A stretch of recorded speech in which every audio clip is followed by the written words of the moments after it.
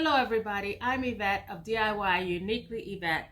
Welcome to my channel, or welcome back. Today I'm making some wall decor out of wood, of course. And for you musical enthusiasts, maybe this project will be something you like in particular.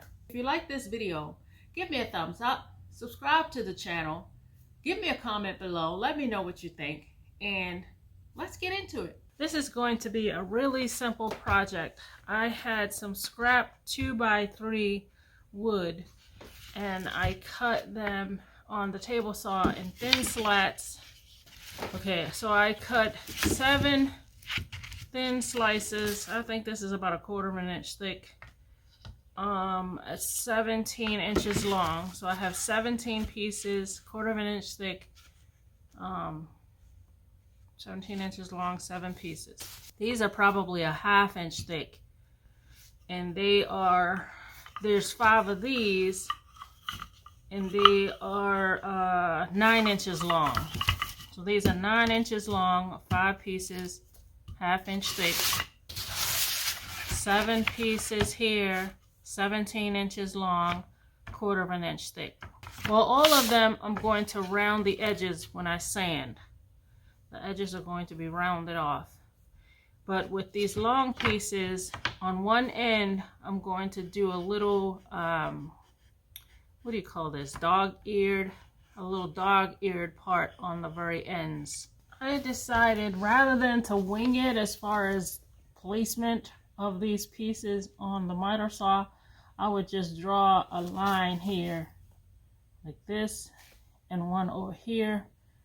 Kind of estimate it, eyeball it for distance from the edge for both sides. I'm going to stack these up on top of each other, strap them down, and then look for that line to cut that way.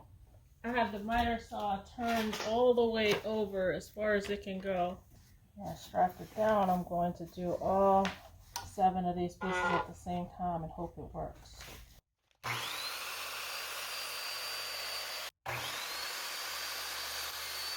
As you can see now, they're like little mini picket fences. But we're not making picket fences with these. Now I'm going to use the sander to round off the edges.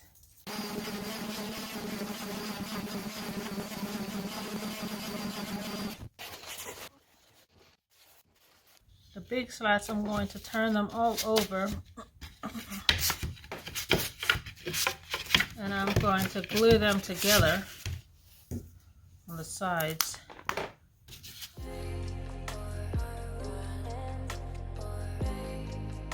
And I'll do the rest of them and I'll be right back. Now that I've glued all these slats together, I'm going to use these 2 pieces here to glue across. This is on the back, just to give it a little bit more extra hold.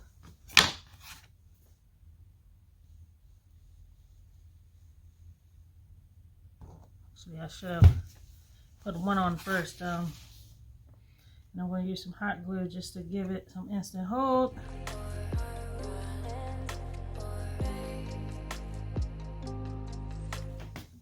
And hopefully the whole thing is not just glued to the table.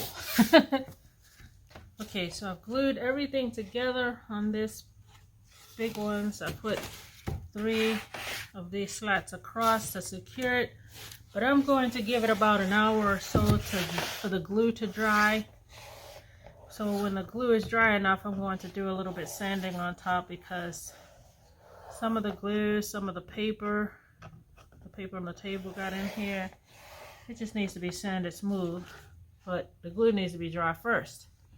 So I'm going to set that aside and bring over these little guys.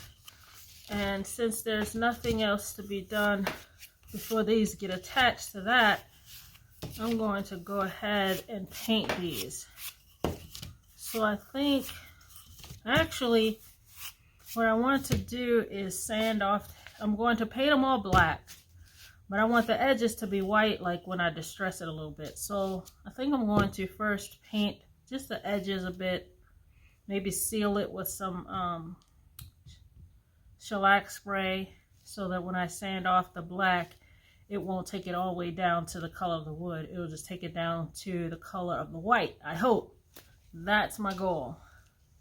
Let me show you what I'm going to do. Like I said, I'm not going to paint the whole thing white because all I really want to do is take off the white around the edges. So I'm just going to actually paint the edges white.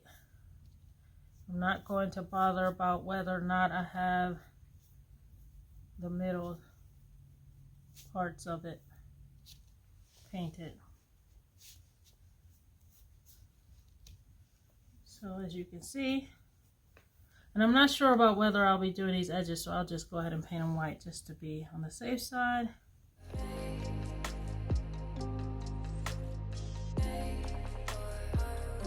Okay, so I'm going to spray this shellac onto these. I hope it will protect the edges to keep the white in place when I sand off some of the black that I'm going to paint over here to expose the white. I don't want it to go down to the wood color. I don't want it to just show the white. And I don't know if I'll be a little bit too rough, so I want to try to give a little extra protection against that happening. Now that the shellac is dry, it's time to paint these guys black.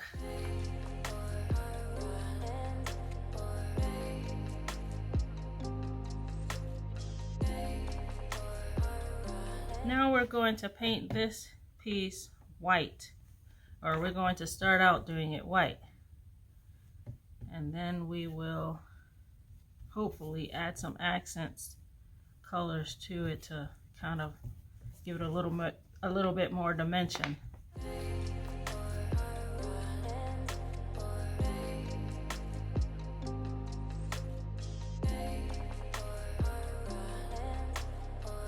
I kind of want to give this a little bit of an aged look, and I was thinking of using this antique parchment on it. I kind of want a little bit more of a yellow color, but I don't know. This might be just not enough to really do anything to this. So kind of want to like just random place it. Maybe wipe some back. That didn't work as I hoped. Let's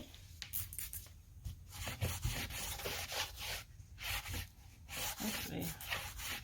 Not spattered. Yeah, I like that actually. I don't know if you can see it. I'll try to give you a better look after I get this on here.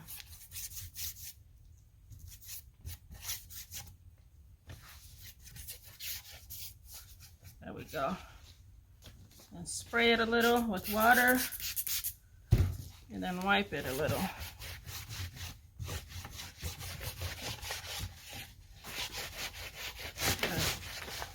I don't want it to be just kind of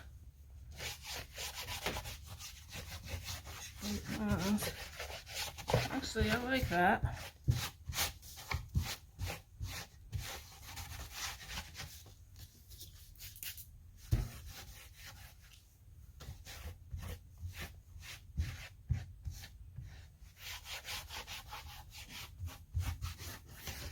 Actually, that worked out better than I thought it would.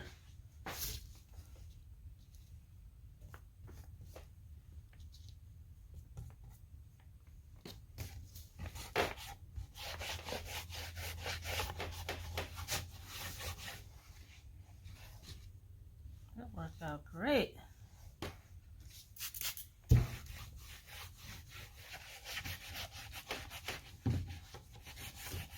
And I'm just using an old t-shirt to wipe it. Yeah, that looks great. I don't know if you can see that.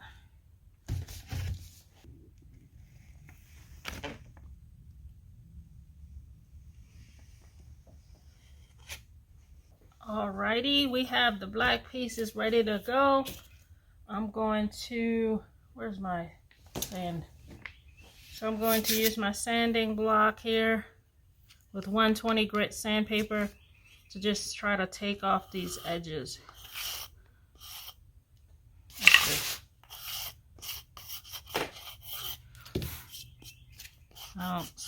I don't know, it just, yeah, there we go. I just needed to stop being so delicate with it. There, that's what I wanted. Okay, let's take off the rest. The other side. Oh yeah, that's what I wanted. I'm going to go ahead in these corners, edges.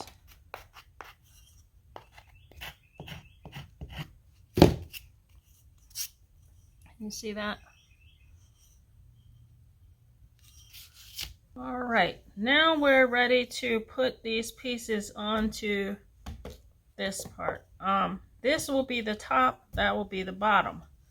So we're going to be using some wood glue, and I'm going to use some hot glue to get an instant hold.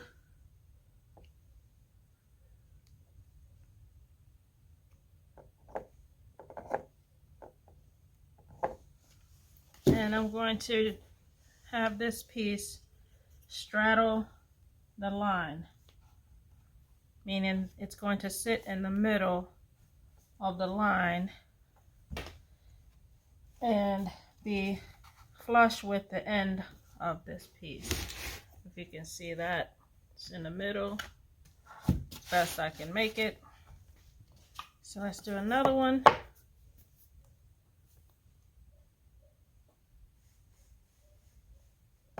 It's not that heavy, so I really don't need to do any kind of overkill with this glue, but of course I am anyway.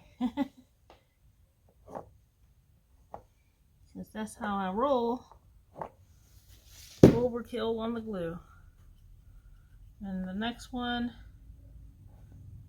put it in the middle, hoping that it's straight.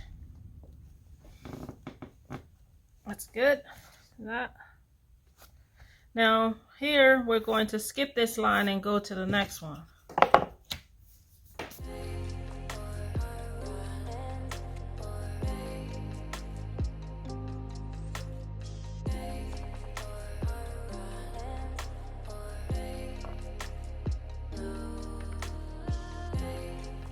And there we are.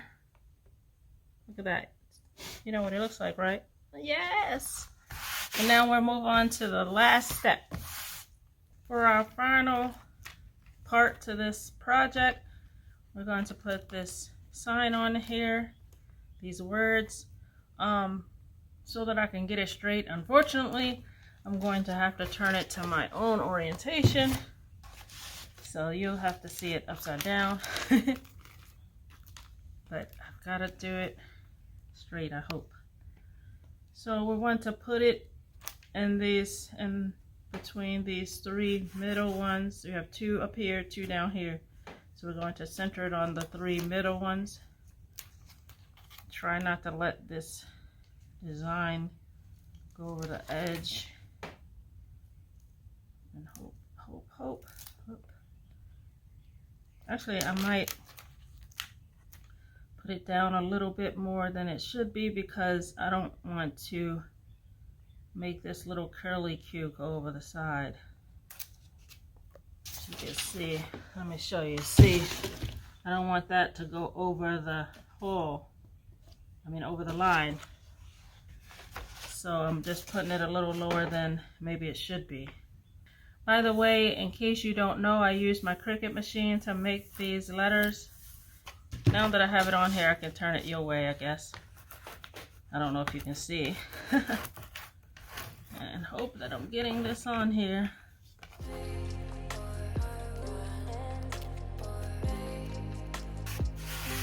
And that is it on there.